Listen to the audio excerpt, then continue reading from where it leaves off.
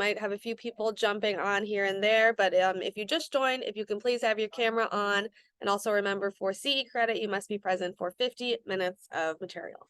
So I am now going to let Molly take it away. Molly from McSteen Land Surveyors, thank you so much for bringing the CE to our office. Yeah, thank you, Carrie. I appreciate being here. Thank you guys for joining via Zoom. As Carrie mentioned, cameras on is not only good for CE credit, but also helps me see some faces and keep this more interactive and a conversation today being virtual. So thank you for joining. Thank you for joining with your cameras on. Before I forget to mention this, please interrupt me. I am long-winded, so don't hesitate to wait till the end for questions. I will talk all day about surveys.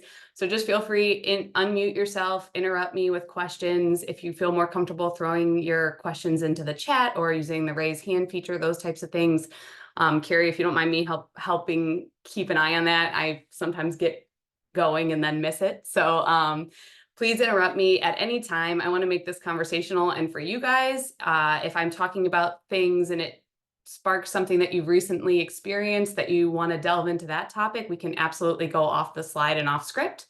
So in any event, I will dive in and give you our agenda for the day, and then I'll tell you a little bit about my background and why I'm here talking to you guys today. But let me dive in and tell you kind of our roadmap for the day, for the hour that we're going to share together.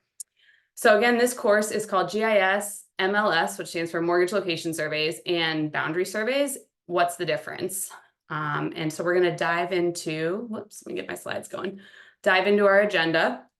I'm going to tell you a little bit about McSteen and about myself. We'll talk through GIS, mortgage surveys, and boundary surveys.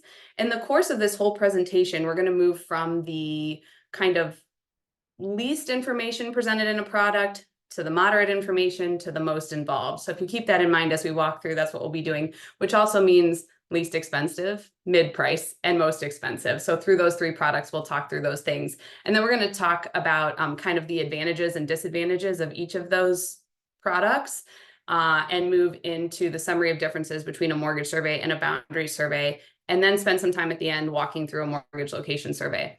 The bulk of the time, I'm going to really tune in and spend time talking about the mortgage surveys, because I imagine that's what you guys are most frequently seeing on your transactions, and probably some boundary surveys thrown in there too when new legal descriptions are required.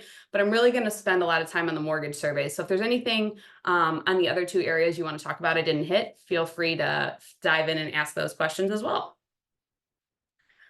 Okay, so about McSteen, we're about a 65-person firm. I mentioned I'd tell you a little bit about myself when we got into this as well. We're celebrating over 50 years. I think it's 53 years this year in our family. So I am third generation in the business and now the current president of the company.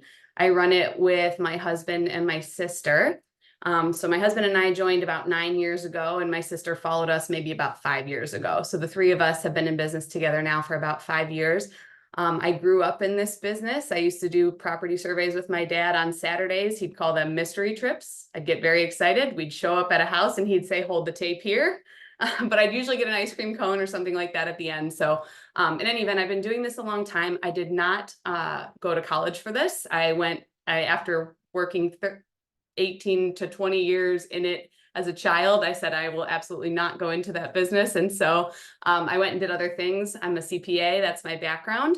And after working in a few other positions that I absolutely loved and got some good experience, decided I wanted to go work in small business and see what kind of a difference I could make, work a little more collaboratively with people and with our clients. So in any event, and I dragged my husband with me along the way, who also didn't go to school for this, but is now a licensed surveyor. He went back to school, got his degree in surveying, and now heads up our more technical side of the company. So in any event, that's my background and what we do and a little bit about us. We cover the entire state of Ohio. So we do mortgage boundary surveys and also draw inspections, which is for our lending clients on construction loans. We go out and check house progress and let them know % complete for them to disperse funds. But in any event, we cover the whole state of Ohio, all 88 counties, and we're creeping into Indiana, Kentucky, Michigan, and Pennsylvania. So that's a new thing for us over the last couple of years, some geographical growth. All right, now what you guys are actually here for, the fun stuff. We'll start with GIS. Kind of just raise your hand. Have most of you poked around on some of the county GIS sites Most of you have kind of been in there and seen images in some closing packets or things like that. They look sort of like this image on the screen. They vary a little bit county to county, or actually vary a lot county to county. All 88 counties, everyone has their own GIS website. This one that you're looking at here is Lake County, and I believe in Concord Township. The example we pulled here. So again, we'll talk about the benefits and the limitations of this. The GIS is a fantastic starting point for any transaction. It often will give you some of the property line details, dimensions, things like that, and it's free. So there's no cost to you or to your clients to go out and check out some property information on the GIS. Gives a good bird's eye view, as the slide says, of what the parcel looks like. You know, all transactions are not rectangles, unfortunately. So we have these funky shaped parcels, maybe multiple parcels. So it can give you a good idea of what's happening and what's transferring. However, with that comes some shortcomings. One of the biggest being the images can be distorted. So if you think about it, someone went and took an aerial image, just like a Google Maps image, and then they're taking these blue parcel lines in this example in the picture and wrapping a flat map of survey data over around Earth. So they might paste these lines down, and maybe, for example, I'm looking at some of these on my screen, maybe a driveway looks like it's on the neighboring parcel because they've wrapped those lines. In reality, you send a surveyor out there, and that driveway clears the property line and there's no issue, or vice versa. It looks like everything's fine and clear. And you get somebody out there, and in reality, that's not exactly where those property lines are. So just keep that in mind whenever you're taking an image and wrapping it to, you're taking the round earth and making a flat image, you're going to have some distortion, no matter how high quality your images are. The other thing is these images can be dated. So there's nothing to tell us when this was last taken. It could have been taken yesterday, 5 years ago, 10 years ago. Someone could have gone and added a shed or an addition to their home, an in-ground pool, put up a fence that wasn't depicted in this imagery. And now, with a real estate transactions happening, and we're not sure what kind of encroachments might be of concern. The other thing is the accuracy, of course, plus or minus, we say here 10, 20 feet. It could be more than that.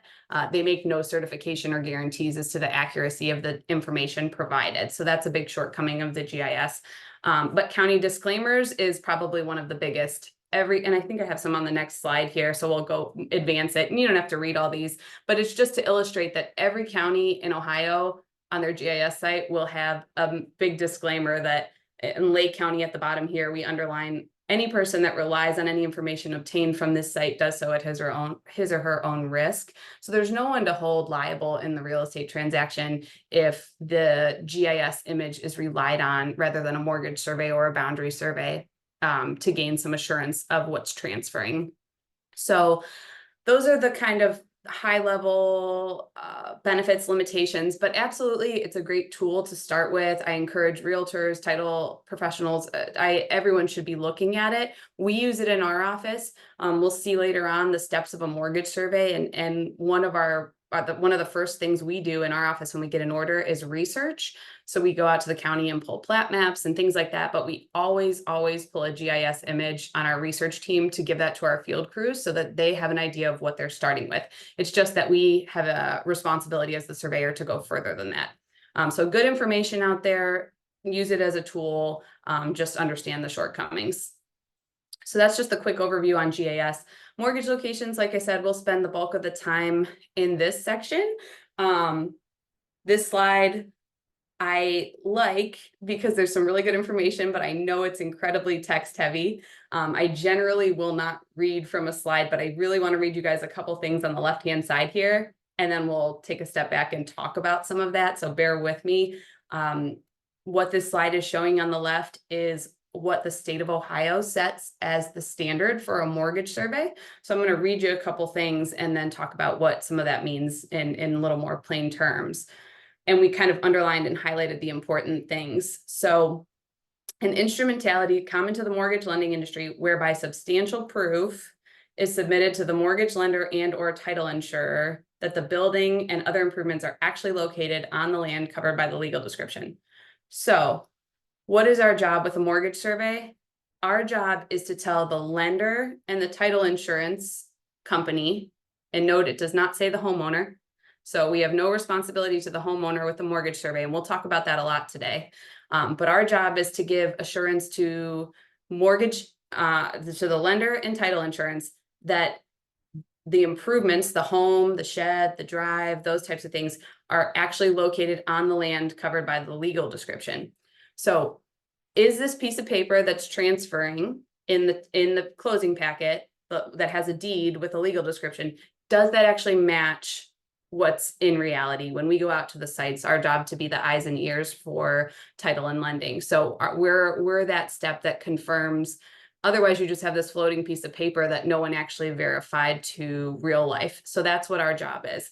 The next paragraph, solely, it just kind of digs into what we already mentioned, but solely for the intent and use by the mortgagee and title insurer. So state of Ohio emphasizes that a mortgage survey is not for the property owner. In fact, as a surveyor, our preference would be that the property owner never get the mortgage survey, but we know they get them. They pay for them as part of their closing statement, so it does go in their closing packet. But it often creates complication and confusion because the property owner thinks it's a boundary survey that's going to tell them their property lines. And so we'll dig into why that's what we're doing with the mortgage survey and what we do differently on a boundary. But I like to emphasize that in this presentation because you guys have the most direct contact with the homeowner. So if they start asking questions about their mortgage survey and, oh, this is great, we actually want to install a fence on this property and now I'll have the survey, that's not what this product is for. And I'll explain a little bit why or what we're not doing here to give them that assurance. But that's kind of your red flag. If your clients start talking about wanting to use a mortgage survey for anything boundary or property improvements, that's when we might want to give them some caution and talk to them about boundary surveys. This is only a professional opinion, which the last thing it says here, professional opinion, which these parties may use as a guide to arrive at any decisions. The other thing I like to tell, particularly our title partners, is our job as the surveyor is to identify issues, or I shouldn't even say issues. Our job is to identify what exists. So our job is to say, we went to the site and this is what we observed.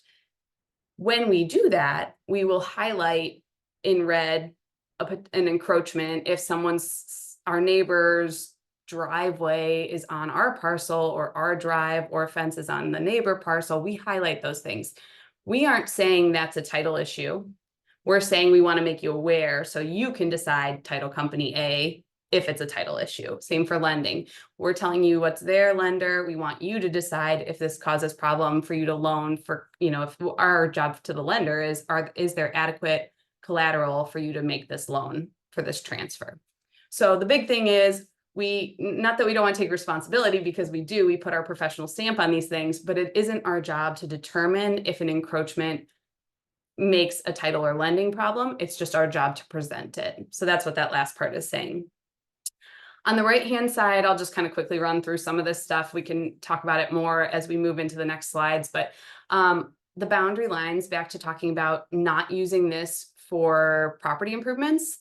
Boundary lines are shown, so the property lines, we do show them and we do put dimensions on them on our drawing, but those are shown as presented to us in the legal description for the property that's transferring that deed. So we did not, in this case, for a mortgage survey, go out and do any calculations of those property lines, which we'll talk about more in the boundary survey portion.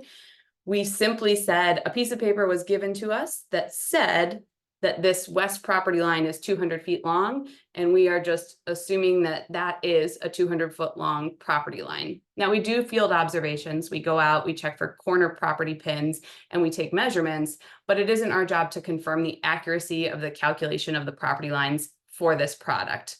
Another surveyor, maybe 50 years ago, has already done that and written the legal description that is now being provided to us to do the mortgage survey. And I think that'll make a little sense when I show you the image on the next slide. We're also showing major improvements on a mortgage survey, such as houses, sheds, in-ground pools. We show easements and building setbacks. So if there's something that says the house has to be 25 feet back from the road or from the front of the property line, we show that. And we show this one is kind of important, even though it's a small piece of what we do. But number 4 here, we show any utilities that aren't in an easement that can be seen. And the biggest example of this is overhead wires. So if we go to a property and we see these big giant overhead wires cutting through the middle of the parcel, but there's no easement of record that we were provided by the title company, why is that important? And what does it mean to you guys and to your buyers? Well, our job as the surveyors again, that's a perfect example of why we go out to these properties in person. Our job is to alert title to potential title issues.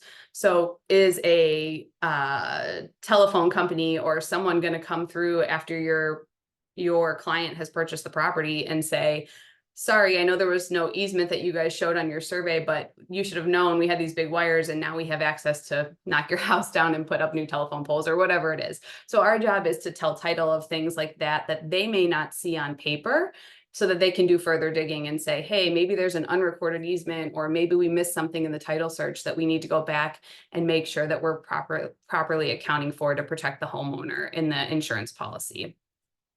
Hopefully that makes sense. And I think, like I said, some of that will show through on the survey example on the next page. And then apparent encroachments, as we talked about, the posted address. And the last one's important too. We always want to show title and lending how there is, how people are accessing the property. So problems of ingress and egress or joint drives. I don't know if you guys have seen any of this with your clients on potential transactions, but people sometimes get worked up about joint drives because is there an agreement and who's maintaining the drive and what's if something goes wrong, who's responsible. So that's why all that stuff should be important to the homeowner. It should also be important to title because they have to insure appropriately. So in blue at the bottom, and I probably spent way too much time talking your guys' ear off on this slide, but this is all about our job on a mortgage survey. Things have to be provided to us. The legal description has to be provided to us. Easements have to be provided to us. That all comes from the title company to us. And then our job is to identify potential title issues, not to calculate boundary lines, but to identify potential title issues. So we're doing less research than on a boundary where we have to go out and we do some research for a mortgage, but really people are supposed to provide it to us and we're supposed to go out and verify, which is why this product is less expensive than a boundary, which we'll see. So this is an example of a mortgage location survey, one of ours on the right-hand side. And I know it's a little small on the screen. I apologize. We'll talk through some parts of it. And if there's anything you guys want me to clarify that you can't quite see, just let me know. But the benefits of this product, very affordable, not free like the GIS, but it is about $200 to $300 for us at McSteen, depending where you are in the state of Ohio. Our tier 1 counties are Cleveland down through the center of the state to Columbus, Dayton, Cincinnati, etc. And then the outliers in the Northwest and the Southeast get a little more spendy. Quick turnaround time right now, very quick. We're not quite as busy as we'd like to be, though hanging in there, but it's been a little bit of a slow year. But basically we try to get these done in 3 to 5 business days. So it's a quick turnaround time, certainly should not be the holdup of a real estate transaction. Occasionally we get the emergency call of, hey, we're closing tomorrow. Can you get out there tomorrow morning or today even? And we can usually get that done too. Accuracy is plus or minus half a foot to a foot. So much more accurate than the GIS. The important thing with this is the state of Ohio does tell surveyors that we can increase the tolerance on this. So if we go out and survey 50 acres in Southeast Ohio and we've got a crappy legal description that doesn't give us good dimensions, we can put plus or minus 10, 20, 30, 50 feet on these things, but we have to disclose it. And so if you see on the survey that I show on the right here, the bottom left corner of the drawing, there's a little scale. And I know it's difficult to read on here, but we will always list our linear error, which on this one says plus or minus half a foot, but we can make it more. We just have to let title know that we've done that. So basically we would change that number and they review their surveys there. It highlights potential title issues. That is the main point of this product, is to highlight title issues.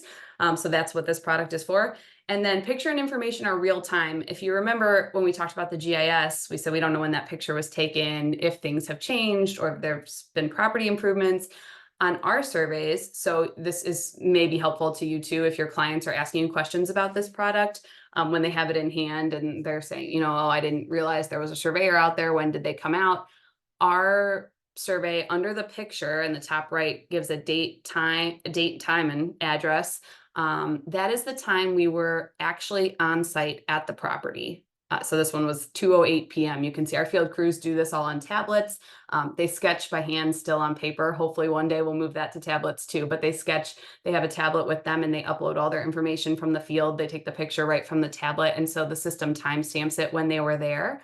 And the reason we do that, again, back to title particularly, is they need to know at what point in time they're insuring to and when we're verifying this information. So if we were there on, January 2nd, and then January 4th, the house burns down, well, so it's protection for us and it's protection for title. We are only certifying to what we know as of that timestamp. And it also helps people know, I get this question all the time, and I know I've mentioned it a few times now, so hopefully that's clear, but we absolutely go out on every mortgage survey to the property. So I get that question a lot from people is, for $200, are you actually going to all these sites? And yes, we go to every property. We take real measurements in the field. So that is our verification of timestamp of when we were there. Limitations of this product, it does not show boundary lines observed or calculated, only what was given to us in a legal description. So on this one, on the drawing along West 45th Street here, I think that says 78 feet. At the 38 is bold. That's the property line, but that 78 feet is calling dimensions along the right of way. So that all came from a legal description. Our team didn't do any calculations to come up with those numbers, to verify those numbers are accurate. We just pulled those from a legal description and used a combination of our field observations and AutoCAD to draw that in. And so to reiterate, and I know you're like, okay, you've told me this 25 times, but it's really important. That's why they should not use this to do any property improvements. No building, no construction, no fences, nothing like that off this product. And then at the bottom, I guess I beat myself to the punch, not intended for the homeowner's use of property improvements. So just that's the big thing with the mortgage survey.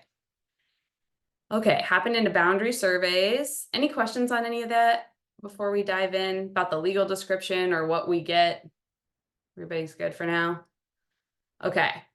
Boundary surveys. I will, again, do even less here than I did on the mortgage survey slide, but I'll read you just a couple things on the left. These are the state standards, state of Ohio standards for a boundary survey, portions of them, and what all surveyors have to do their work and abide by. This is underlined there, written evidence of every corner and line of the property being surveyed. So we're providing a survey on paper, as well as, we're doing the field work to get to the paper conclusion, but we have to provide written evidence of what we've done on a plat or a map of the property. The surveyor shall set boundary monuments so that upon completion of the survey, each corner of the property will be physically monumented. I get this question a lot too, and I really should, and maybe I'll start bringing one of these to the presentation. But do you guys know that in theory, these don't always exist, but in theory, every corner of a property should have a property corner pin buried underground. So they're a 5/8 inch rebar. I'm sorry, my bottom hand's down here, but there are these long metal stakes that our team, after performing a boundary survey, will go drive into the ground. And then we put a cap on them, a plastic cap that has it'll say McSteen, and it has our professional license, our company license number on there, so that if another surveyor is doing survey work, they uncover our pin, they know who to go to with any questions. Because a lot of times that happens in our industry. We're collaborative. Surveying is very exact in a lot of ways, but there's also some opinion and decision. Surveyors can come to different conclusions. So we have to be able to support our work and what we've done to determine boundary lines. So when we cap our pins, if another surveyor comes behind us and gets a differing answer, our industry is very good about instead of just saying, oh, sorry, my survey's right, yours is wrong, and you guys go duke it out in the courtroom if you don't agree, neighbors. Our industry is very good about making a phone call and calling the previous surveyor to see how they calculated it, what monumentation they hold to make the decision. I guess the best way I can illustrate this is, if you remember, or I'll flash back to it really quick. This GIS image, this subdivision in Concord, Ohio, all of these little blue lines are individual surveys. Each of those sublots is a survey, of course. However, the greater subdivision is also a survey. So there's kind of the parent survey and then all of these little child surveys within it, for lack of a better term.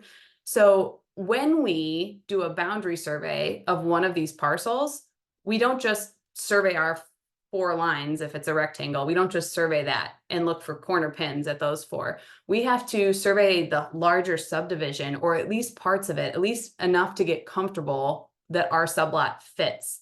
Because otherwise you just have this rectangle floating in space with nothing to anchor it to its location, if that makes sense. So we have to look at surrounding sublots.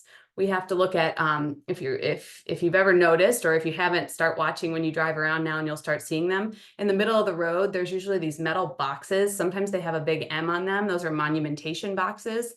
So at major intersections, but they have them in the middle of subdivision roads too. Those are kind of the superior monumentation. So maybe our corner pin doesn't align with the bigger puzzle of this subdivision. We go out, we calculate, and we can't get it all to fit quite right. Maybe a corner pin was off. Maybe the surveyor said it wrong. Maybe when the house was built, a bulldozer hit it. So maybe something got jiggled or moved, but we always rely the most heavily on these mon boxes, we call them monumentation boxes, at the center intersections throughout these subdivisions.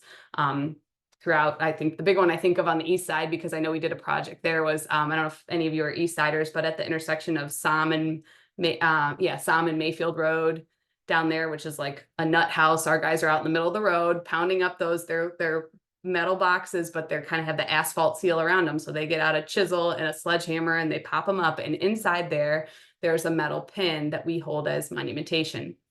So I'm probably getting into the weeds, but the point is, when we do a boundary, we're not just going out and looking at our parcel. On a mortgage survey, we pretty much look at our parcel. We might do a little bit of work at the neighboring parcels just to make sure everything looks good, but we're pretty much focused on our parcel. When we do a boundary, we're looking at our parcel, we're looking at the surrounding parcels. If that doesn't make sense, we might look at the whole subdivision. If that doesn't make sense, we might go 2 miles down the road and work our way back in to fit into that puzzle piece. So that's what we're doing on the boundary survey. A lot more work, a lot more computation, a lot more puzzling through to make sure it works. So when I say that surveyors might get differing opinions, the reason that happens is because they may have made a different choice on which monumentation to hold as superior. We might have used the one at the intersection of Som and Mayfield. They might have used the one 2 miles down the road because they felt that was stronger evidence. And so we talk those things out as to why we made what decision we made. In case anyone wants to go into surveying, now you have the whole background on how we do that. And so it's a science, it's a mathematical skill, but there's also a little bit of an art to it in determining that. Okay, so back to where we were with boundary surveys. On this slide, we're showing a lot of things on a boundary survey. It's the most technical, most highly accurate survey product in regards to accuracy of property lines that exists. So boundary survey is highly, highly accurate. Number 2, the second bullet on the right-hand side, it does show the state requires major improvements to be shown when they're near the property line. So if a house is right by the property line, the state wants the surveyor to show that because of obvious reasons. The boundary survey is all about calculating property lines, so they want to see anything that might be near the property line. But it's not required. If you have a 40-acre tract and there's a house that sits right in the middle, the state doesn't require us to show the house. McSteen shows it. Everyone has their own set of internal standards as well. So we view the state standards as like kind of the floor, the minimum, but we show some additional things. But I like to mention that here because that's a huge difference. The buyer and title always on a transfer want to see where the house is. So although people think, oh, boundary survey, that's better. The boundary survey is great when you want to know what your property lines are. If you want to know that you have sufficient collateral for a transfer, a mortgage survey is the superior product. So it's not that one is better or worse than the other. It's just that they provide different things. And yes, a boundary survey is a lot more accurate than a mortgage survey as far as tolerance. but it doesn't show all the things that a mortgage survey shows for title transfer. Some other key things, we do show easements, building setbacks, any significant observations, so things extending over the property line like an encroachment on a mortgage survey. We show parcel ownership information, so we'll always show that on our drawing, who owns this parcel and who owns the adjoiners. And the last thing, which we've talked about a little bit already, is iron pins are set. So the state requires us, if we come across a property corner that we do a boundary survey on, and there's not a pin in the ground, we have to go out and set that pin. And if there are already existing pins, one or multiple at that corner, we are not required to set it. They don't want 6 surveyor pins right there, but we can disagree with it. So we might say, we found your pin, surveyor so-and-so, surveyor X, we found your pin, we did our own calculations and our own work, and we disagree with it by 2 inches. We're not going to set another pin 2 inches off of there, but we do have to show that on our drawing. We have to say, we found a pin here, and label where we think the pin should be on our drawing. I mentioned this here because sometimes we get the questions from realtors or their clients of, hey, I got this mortgage survey in my closing packet, but they didn't put my corner property pins in, or they didn't flag my pins. We can't do any of that with a mortgage survey. We can't set a property corner pin, and we can't mark a property corner pin. We can't, sometimes people want us to put some spray paint or flag it. We can't do any of that on a mortgage survey. Too much liability because our calculations haven't been done. But we can do that on a boundary survey. So here's an example of what a boundary survey looks like on the right-hand side. And again, I know it's real small on the screen, but the idea with this is the bold lines, when you're looking at all the parcels, the bold lines is the property we surveyed. This one's in Rocky River. And we blew it up a little bit bigger in the bottom right there. And of course, when we do this, print this for our clients, they're on large format paper, so even larger. But why I like to show this, and this is kind of a simple example of a boundary survey. So usually there's, honestly, they can get much bigger and more complex, but you see all the adjoining parcels that are shown around it. So that's all the work that we did to get to this. Kind of like in middle school when the teacher tells you, you can't just write the math answer down, you have to show your work, how you got there. That's what they want us to do with the boundary survey. So we're showing all these adjoining parcels. The little black dots, normally when I present this in person, I can point, sorry, I'm pointing at my screen that you guys can't see, but the little black dots at the front ends of the parcels, those are corner pins that we found. And this one, I think I can't quite read our legend at the top because it's so small. I think those are all ones that we found. If we set the pin ourselves, there might be one in the back that we set. There, it's a black dot with a circle around it. So we basically, another way of saying we either found this pin that another surveyor had already set, or we set it ourselves. So again, information, as I said, we show the house on all of our boundary surveys. So that's why the house is shown here. But you'll notice there's not dimensions on the house. If you can see that, even in the blown up one, the lines are shown. So we took measurements. That's how we knew how to draw the house in AutoCAD. Our field crew took house measurements. But on the mortgage survey, all of our house lines will have dimensions on them because that's important for that product. As opposed to the boundary survey, we're showing it, we took measurements, but we're not calling all that out on our drawing. The other huge thing with this, two big things that go hand in hand. This absolutely is for the property owner, as opposed to the mortgage survey that's not for them. This is their product to do with what they need, including take to a court of law. So this is a legal document. A mortgage survey is not. This can be upheld in a court of law if there's a property dispute or for any other reason, but generally we see it for property dispute. Surveyors can be called as expert witnesses. We've done that before. So this is, something that can hold up and stand up as evidence for those types of situations. Anything else on here? Oh, the new legal description. Yeah, I almost forgot. Most important probably for you guys when you guys see boundary surveys. Have any of you seen deeds or heard title tell you that a deed got stamped by the county for needing a legal description at next transfer? Anyone dealt with that before?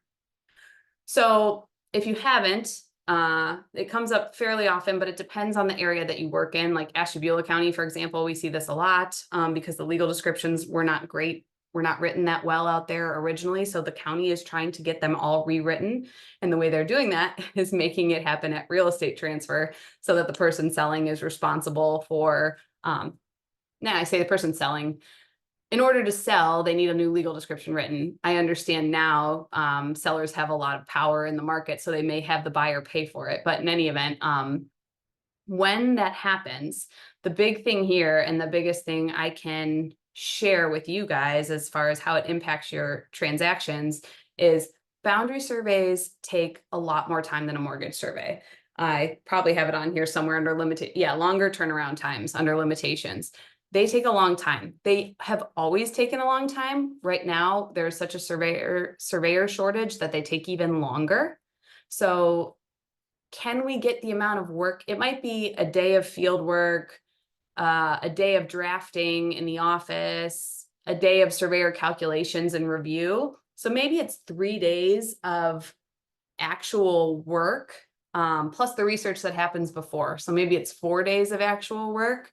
But depending on backlog, and every surveyor I know right now is slammed with stuff because there's so few of us, unfortunately, in the market.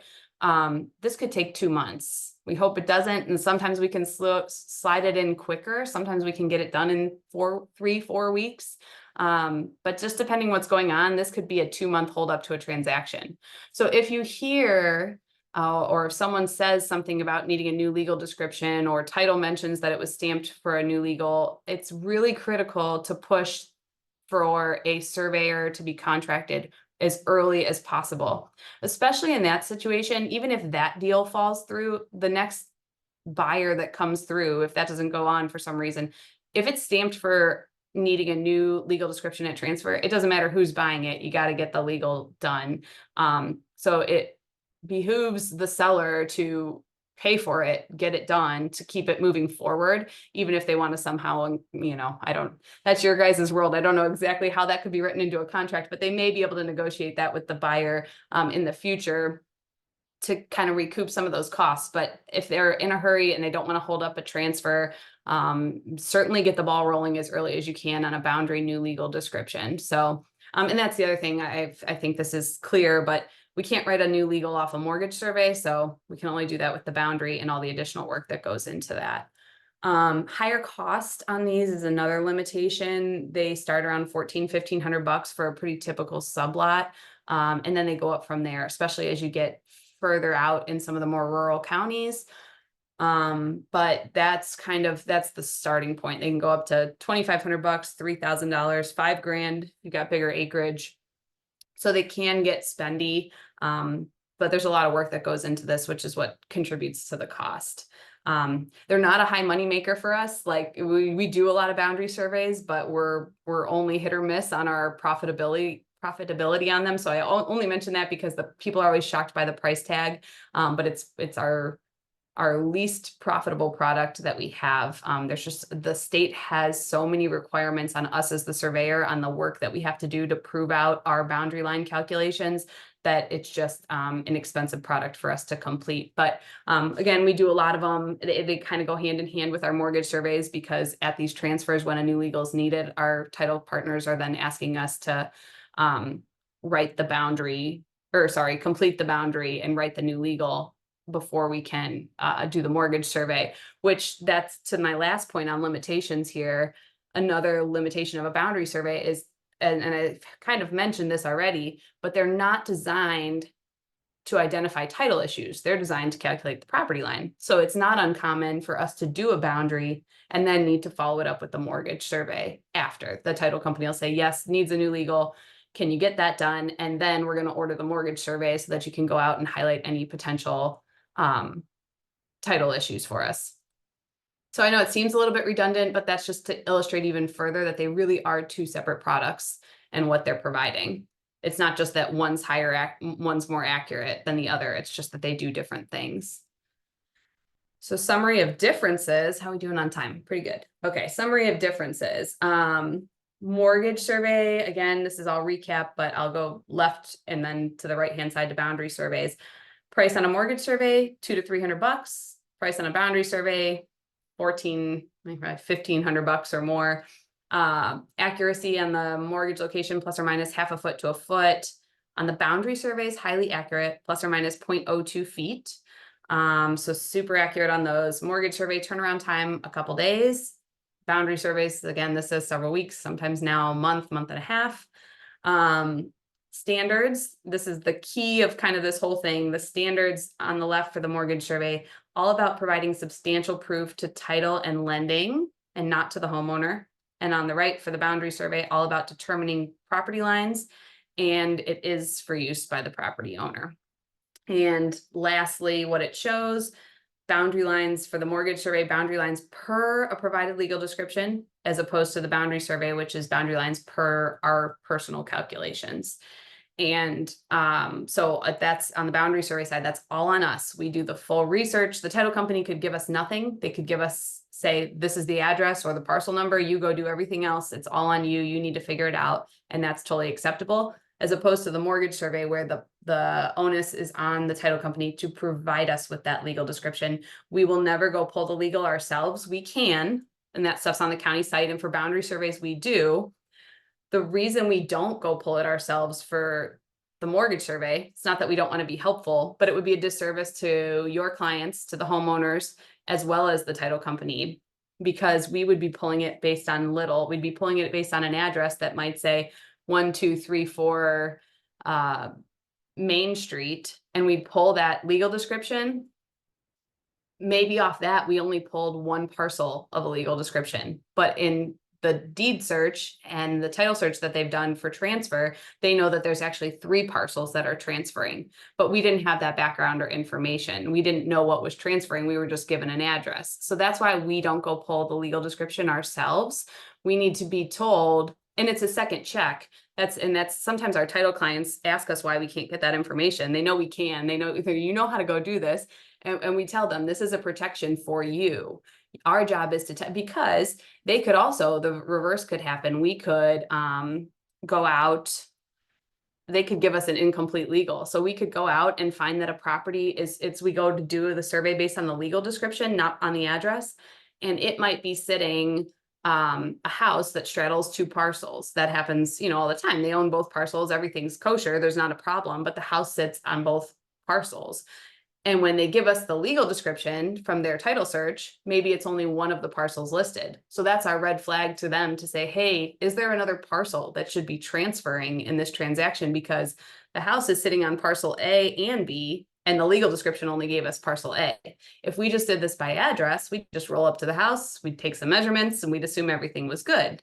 So that's our job, because otherwise, following that logic through, that house goes to transfer, and now the house is transferred and parcel A has transferred, but parcel B is still legally titled to the prior owner. So those are the kinds of huge issues we're trying to avoid with the mortgage survey.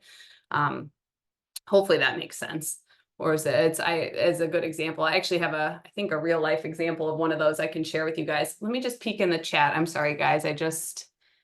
Anyone have questions that I missed? I see there's a couple. Oh, cost of a boundary survey. Did we answer that one sufficiently, Dale? And so $1,500 or more. Yep.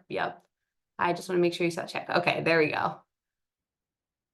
All right, I think we got everything, but if I missed something in there, I just took a quick scroll, let me know. Because there's a couple more, there's a key story I like to share, and we're getting about to that point that I think will help illustrate the whole thing together and kind of put a nice bow on it.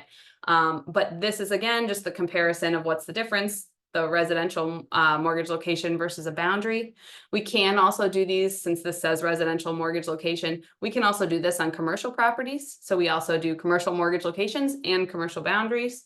So that's just another note if you ever have a commercial transaction going on. Okay, so I'm going to walk through the process of a mortgage survey and what your homeowner can expect. And share a little bit of this story that I think highlights why these mortgage surveys are so critical. So we've kind of harped on this a lot, but title company starts the title exam and orders the survey. So they do the exam, pull the legal description, and then they contact us to do this work. what do we need as a surveyor? We need any certifications. So we need to know who the survey should be certified to, the title company, lender, buyer, seller, any parties that need to be identified. We need a property address, even though we're not performing it by property address, we require that upon order. And then we need a legal description.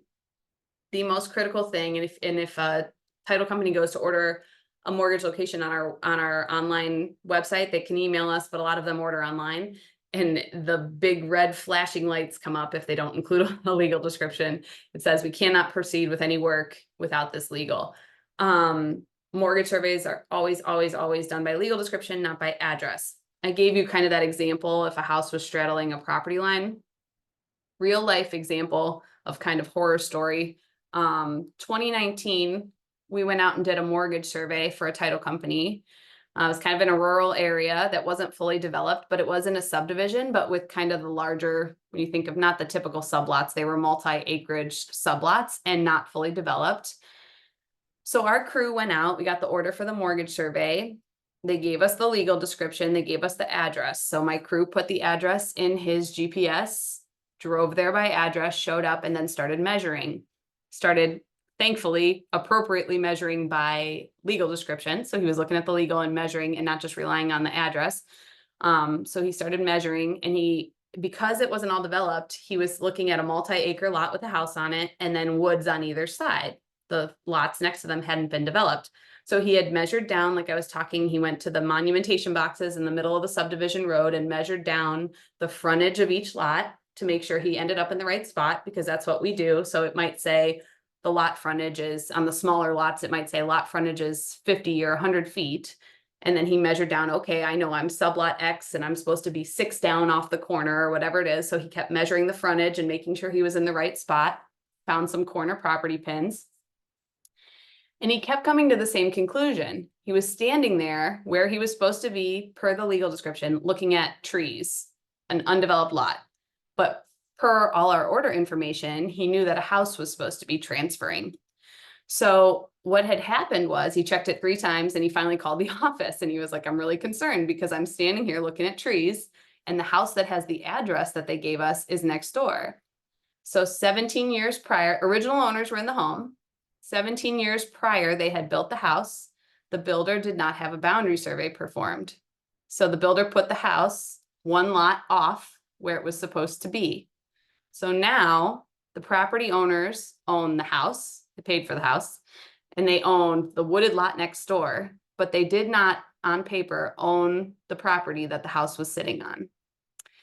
So huge issue. We don't see that big of an issue that often, thankfully. We see little issues, but we don't usually see those. But that is one of my favorite stories, because sometimes people think, why do we even need to do these mortgage location surveys? You're telling me they're not as accurate as a boundary. Why do we do this? That's why we do this. We do this to make sure what transferred on paper matches what happened in reality. So that was 2019. It wasn't that long ago. I'll probably be telling this story for the next 20 years because I may never see something that illustrates it so well. And I think what happened in that case, because usually I get the question then, what happened or how do you resolve that? And the answer is, we don't really know, because we're not part of the resolution process. I guess that's why maybe we're the bad guys sometimes. We just identify the problem and then we get to go on to the next one. But I think what happened in that case, or what they were working on, the last I heard from our client, and I assume it eventually went through, was because it was not as developed of a subdivision, and the people that owned that wooded, or the people that were supposed to own the lot next door that actually, the one that the house, the one the house got built on that did own the lot next door, they were working out something to purchase that land so that they would own both the lot the house sat on and the one next door that was wooded. But as you can imagine, one, it's an additional expense that the seller was not anticipating. And I think they were maybe even talking about a land swap to see if they could swap with the neighbor, so that they didn't have any out of pocket, but potentially a big expense. And secondarily, that doesn't always work out that way. That's not always an option. So, fortunately for them, I think they were able to work through it, being a more rural area and not developed. They had some options, but that's why we do this. We do it to make sure. And now, had they had a boundary survey, every new construction should have a boundary survey, but there are builders, a lot of them, that don't don't get it done, because most of the time it's fairly obvious where to put the house. They can take some simple measurements and do it themselves. But I guess being in this industry, I just built a house myself. My husband and I just moved in a few months ago after a couple-year process. I would never move forward on new construction without a survey. The builder will say they do this all the time and they know where to put the house. We've seen it on big lots. We've seen it on small lots. They get stuff wrong. It's not always on the entirely wrong lot, but we do see it often violate a setback line. I just saw one this past summer that it gets goofy. It was violating, it needed to be so many feet off the sideline of the property. And they just missed the mark. And it was a self-build, sort of. The owner's dad was the builder. And so they were kind of trying to cut some corners. And they had a bump out on that end of the house. They just had to make the bump out smaller. I was like, I don't know what that does to your floor plan, but they did. They had to change the foundation and make it smaller, because when we did the mortgage survey, the foundation was over the setback line. So this stuff happens. New construction should always have a boundary. Sometimes it doesn't, and sometimes that's okay, and sometimes big problems. So in any event, that's my spiel on legal descriptions and why we need it to do mortgage surveys. This is an example of a legal description on the right-hand side. So surveyors have a little bit of their own language. We teach a whole course on how to read legal descriptions, usually for title companies, but because as you can see, they're not always clear. Course 1, fence north 20 degrees, 54 minutes, 16 seconds west, passing through an iron pin. That's all surveyor jargon. So if you ever need help with any of that, if for some reason you kind of get caught up in those conversations or need help interpreting legal descriptions, feel free to reach out to us. I'll give you guys my information at the end of the call here in a couple minutes.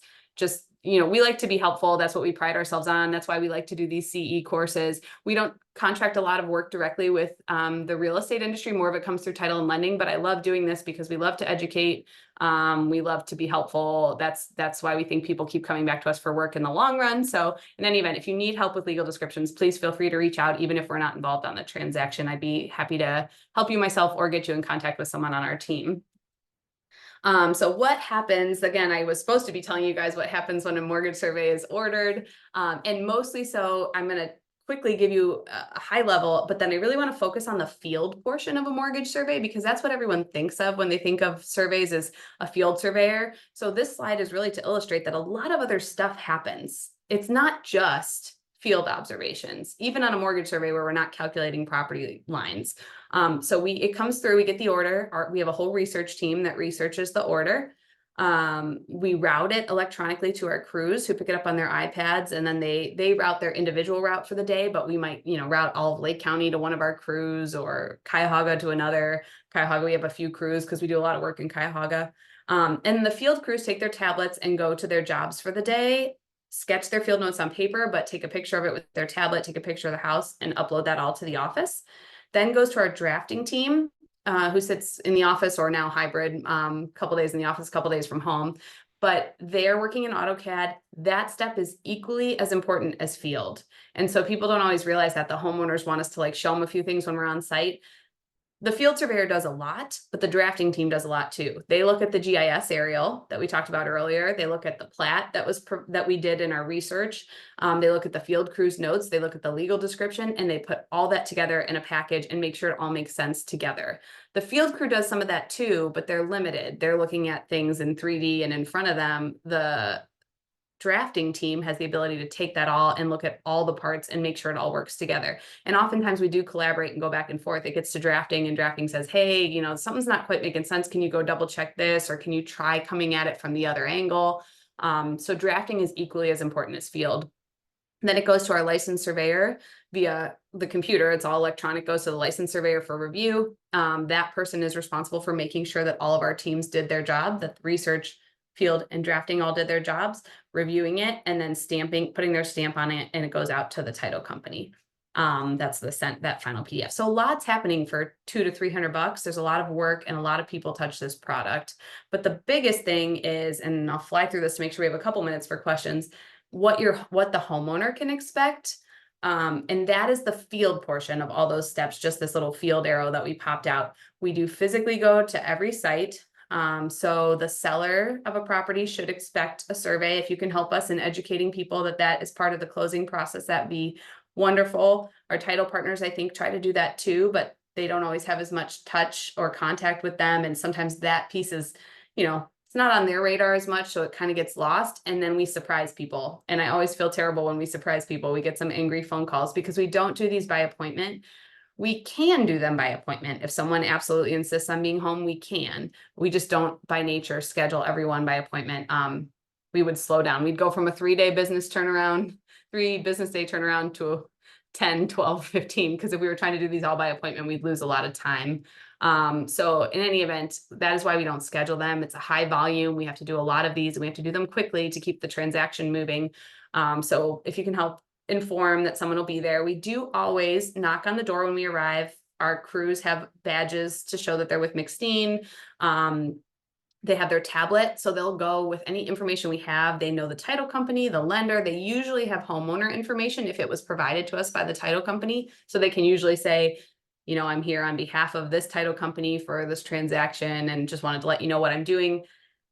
The other big thing, we coach our crews on telling them if they see someone, but people don't always answer the door, which is why it's helpful to have, if you're mentioning this to your clients in the process, but we tell them, make sure you let them know what you're going to be doing there. We never have to go inside the house, but unfortunately, we do have to get up close to the house. I was talking about when I was a kid going on these mystery trips with my dad and holding the tape. I'm literally holding a measuring tape at the corner. We do a lot more electronically now. We have little, EDMs, electronic distance measures, but we still use a lot of tape. We just pull a measuring tape on the house in particular.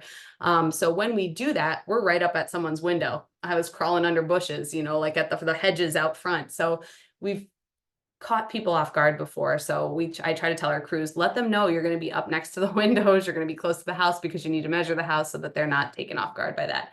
And then we do look for those iron pins I talked about, which means we have pin finders, so like metal detectors, but then we have to dig a little hole in their grass. So that's another thing sometimes we get calls about is why was someone digging in my yard? Our crews are really good. They pop out a small circle about this big and they're good at plugging it back down. Usually the homeowner never knows, but as more people work from home now, there's more people that are seeing us do this. So that's another good thing to know why we're doing that or why we're digging in their yard.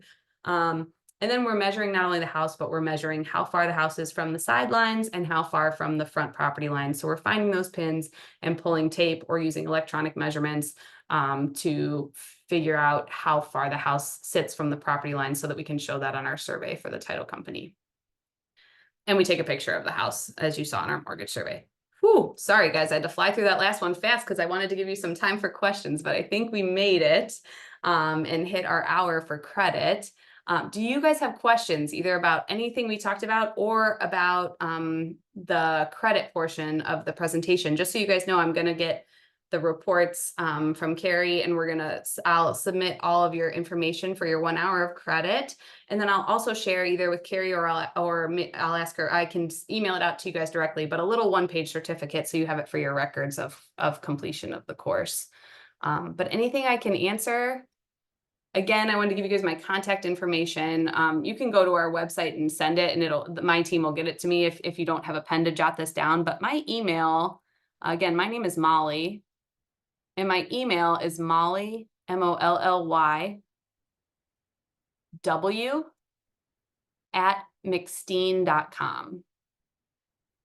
McSteen is MC, S as in Sam, T EEN. So if you guys need anything, don't hesitate to reach out. Like I said, it doesn't have to be on something we're working on for you in particular, but just happy to help and answer questions.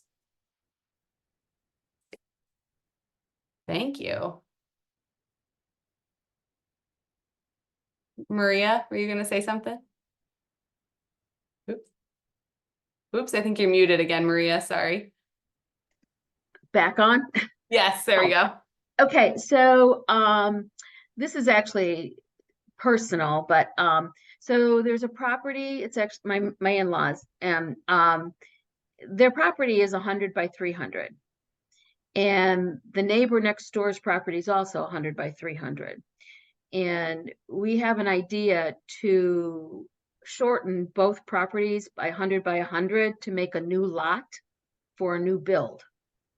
So that would require creating a whole new lot. So that would require a whole new legal description and everything. So that would be have to be a boundary survey, correct? Yes, and what I'd recommend is going to the municipality, starting with the city or the township, and asking them, if you haven't done it yet, asking them what's permissible.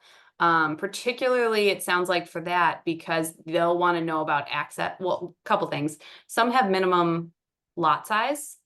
Sounds like your lot size would probably be okay, but some Mhm. also have minimum frontage. So they Mhm. may want some kind of, or some have just that you have to have at least something at the road. So they might want like a flagstick lot to be developed. So not just cutting it off the back, which sounds like maybe what is that you're talking about building behind?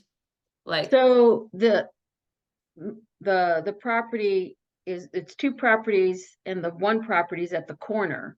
okay, So the two properties face one street, but by using the back parts of their lot, yeah, then they would face the other street. yes, I gotcha. And there are Oh, houses on that street. oh, I see. Okay, so access wouldn't be an issue, it doesn't sound. They'd have another road to access from. Mhm. Oh, yeah, so you'd probably be in good shape to do something like that. I'd still just, run it by the first step before you pay for survey work and do all that. It would just be checking with the municipality to make sure you're within all their guidelines. That's what we have people do before they even come to us, just because every municipality is a little different. But yeah, once they give you the okay, and that's just as simple as either going in person or calling, but sketching it on a napkin or a piece of paper and telling them what you want to do and making sure they kind of give you their blessing before you dive in. But then yes, Right. that would be a lot split.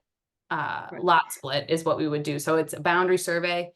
And then we Uh-huh. would split the lot based on the information you give us, even again, if it was just a sketch to say we want it, cut at this point, this many feet.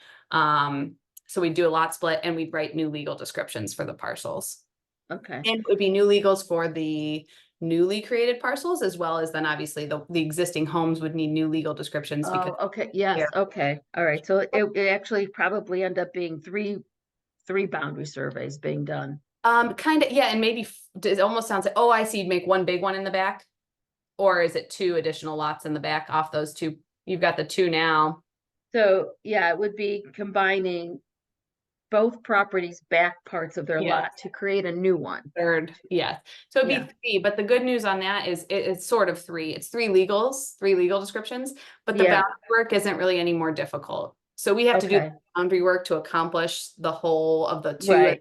and the legal description. Yes, we'd have a little extra work in writing multiple legals, but it's not like you'd be paying substantially more for three separate surveys. It's just we'd be doing the two initial surveys and then writing three legal descriptions. Okay. Thank you. Yeah, absolutely. Good question. Anybody else? Anything burning? I've got all day. You're my only meeting today. I got time.